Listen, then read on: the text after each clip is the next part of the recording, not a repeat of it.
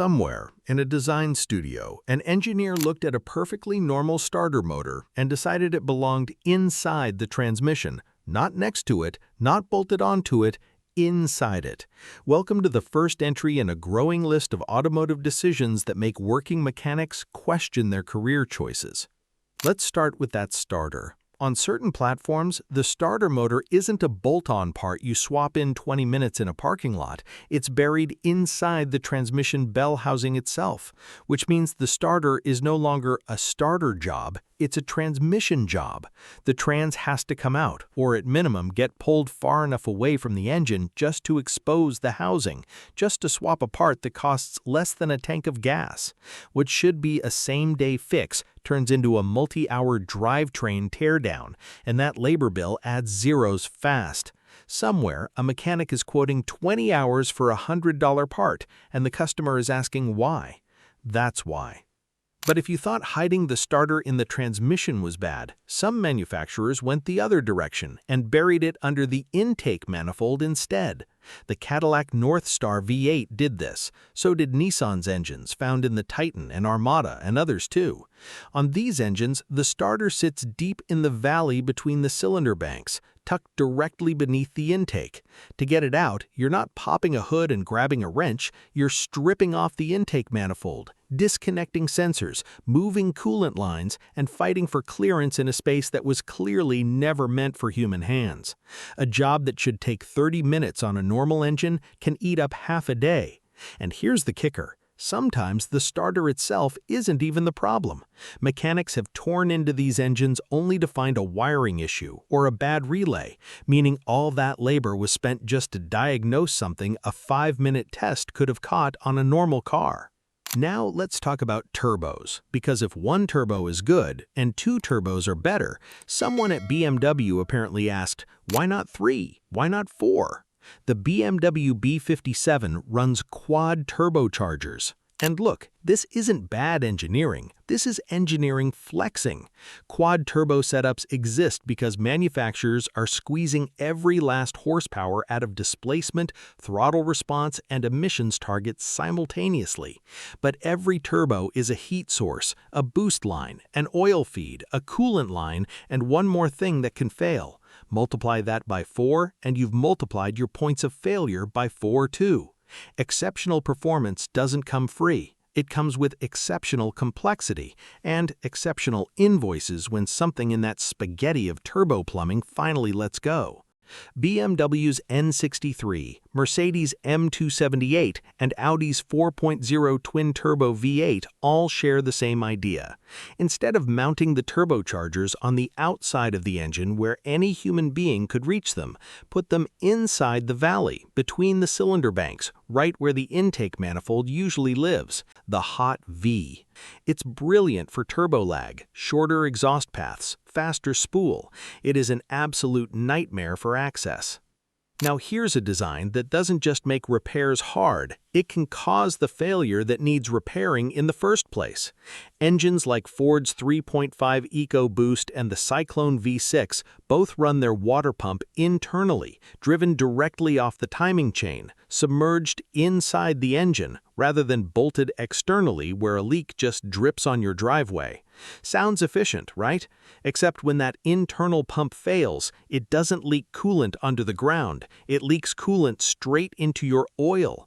Now you're not looking at a water pump job anymore. You're looking at contaminated oil, damaged bearings, and potentially a fully cooked engine because coolant and oil were never supposed to meet.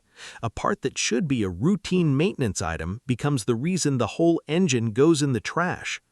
And if you thought a coolant leak into your oil was rough, wait until the timing belt itself lives inside the oil. Ford's 1.0 EcoBoost and the PureTech 1.2 out of Peugeot and Citroën both use what's called a wet timing belt, a rubber belt running submerged in engine oil instead of the dry sealed timing belt you'd expect. The idea was reducing friction and improving efficiency. The reality mechanics are reporting is belts shedding rubber material over time, that debris clogging the oil pickup, starving the engine of oil pressure, and taking the whole motor down with it. This isn't a replace the part and move on failure. This is engines getting scrapped well before they should, owners facing bills that rival buying a used car outright, and an entire design philosophy that traded long-term reliability for a marginal efficiency number on a spec sheet.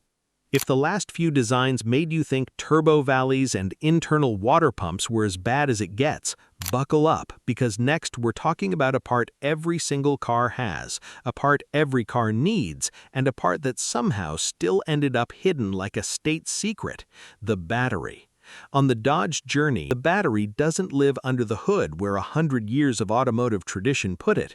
It lives in the front wheel well. To get to it, you're turning the steering wheel full lock, pulling the wheel off, and peeling back the inner fender liner.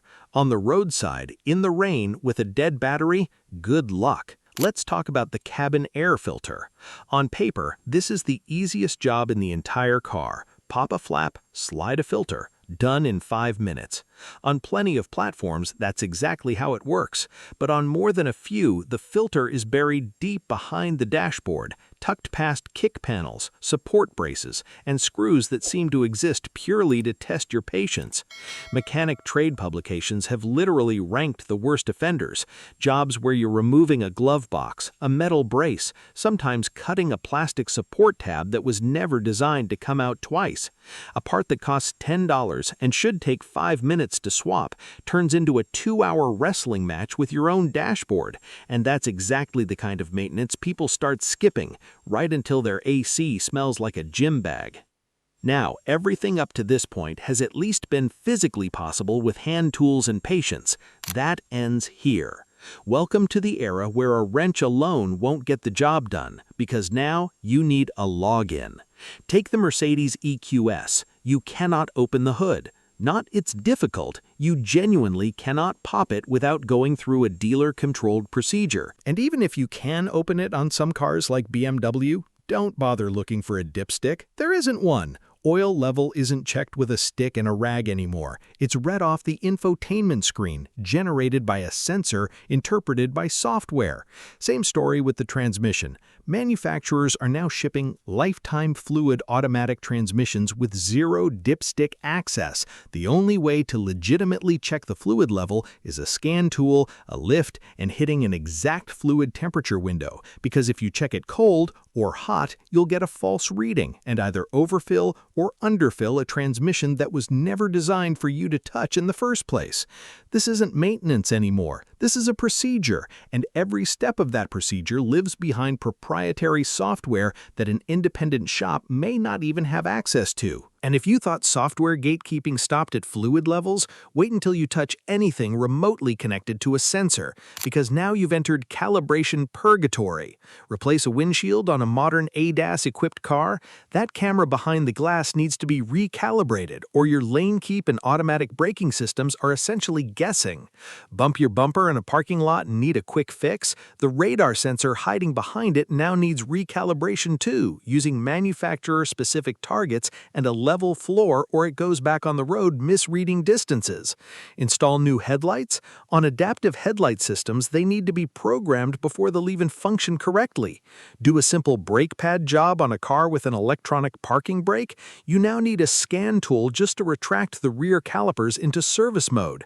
Try it with a C-clamp like the old days and you'll either strip a motor or trigger a fault code. Swap the 12-volt battery? Plenty of cars now require battery registration afterward, or the charging system won't manage the new battery correctly and its lifespan gets cut short. The list goes on. None of these are optional extras anymore. They're mandatory steps hiding behind almost every basic repair. And if a shop doesn't have the exact software and target equipment for your exact brand, the job simply doesn't get finished, no matter how good the mechanic is with a wrench. Modern cars didn't just get harder to fix, they got engineered, quietly and deliberately, to need someone other than you or your independent mechanic standing between you and your own car. Let's talk about the material that's quietly taken over your engine bay: plastic. Automakers love it because it's light, it's cheap, and it helps hit fuel economy targets on paper. Mechanics love it a lot less because plastic doesn't bend, it cracks. Take the oil pan, a part that used to be stamped steel, built to take a hit from a curb or a rock without a second thought. Now, on plenty of platforms, it's composite plastic. Drop it during removal, over-torque a bolt, or clip it on a speed bump at the wrong angle, and instead of a dent you shrug off, you get a crack you can't unsee, and a fresh oil leak on a part that's supposed to last the life of the car. The timing chain guides tell the same story, just slower. And plastic water pump impellers, which can literally disintegrate inside the pump, sending plastic fragments straight into your cooling system. Plastic quick connects that make assembly fast on day one, then turn brittle with age and snap the moment a mechanic tries to disconnect them for a completely unrelated job. What should have been a 30-minute hose swap becomes an hour of carefully drilling out a broken fitting because the connector cracked just from being touched. And if you think the oil pan getting the plastic treatment is bad, wait until you hear about the drain plug. Yes, the one bolt that gets removed and reinstalled every oil change multiple times a year for the entire life of the car is now, on some vehicles, made of plastic. Over-tighten it once, cross-thread it once, or reuse a worn one past its limit, and it strips or snaps clean off. Now let's move from parts that are cheaply made to parts that are expensively fused together, because if plastic parts fail alone, integrated parts fail as a group and take your wallet down with you. On a growing number of platforms, the catalytic converter isn't a separate swappable unit anymore. It's welded directly into the exhaust manifold as one combined piece. Crack the manifold or let the cat degrade past its prime, and you're not buying a cat, you're buying the manifold and cat combo. Precious metals included, at a price that makes your eyes water. Some manufacturers went even further and cast the exhaust manifold directly into the cylinder head itself, which means a manifold crack isn't an exhaust repair, it's a cylinder head problem, with cylinder head level labor and cylinder head level pricing for what should have been a bolt-on part costing a fraction of the cost.